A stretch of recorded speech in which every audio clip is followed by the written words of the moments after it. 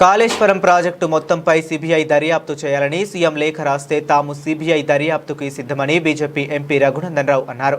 3 బ్యారేజ్లపై మాత్రమే విచారణ జరపాలని రేవంత్ అసెంబ్లీలో తీర్మానం చేశారని, కానీ మొత్తం ప్రాజెక్టుపై విచారణ జరపాలన్నది తమ డిమాండ్ అని తెలిపారు.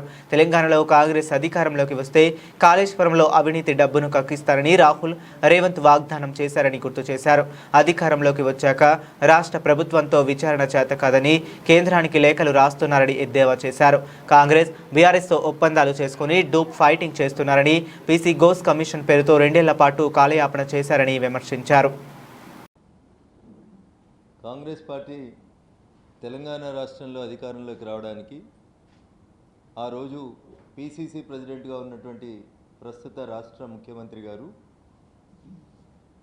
టీఆర్ఎస్ పార్టీ కాళేశ్వరం ప్రాజెక్టు పేరిట 1,00,000 కోట్ల రూపాయల అవినీతి చేసిందని, తాము అధికారంలోకి వచ్చిన మరుక్షణం 2 నెలల్లోపు కేసీఆర్ మీద విచారణ జరిపి చెర్లపల్లి జైల్లో ఇందిరమ్మ ఇల్లు కట్టించి దాంట్లో కాళేశ్వరం పేరిట దోసుకున్నటువంటి వాళ్ళందరినీ కూడా చెర్లపల్లి జైల్లో పెడతామని చెప్పినారు.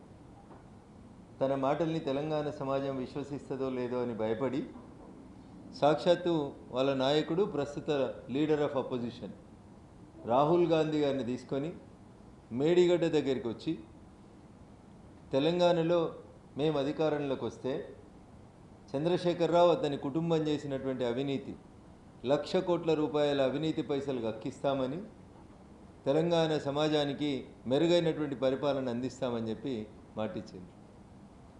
అధికారంలోకి వచ్చి దాదాపు 2.5 సంవత్సరాలు పూర్తిగా వస్తూ ఉంది. అధికారంలోకి రాగానే ఇది తన పరిధిలోకి రాదని, తాను విచారణ చేయడానికి శక్తి సరిపోదని గ్రహించి వెంటనే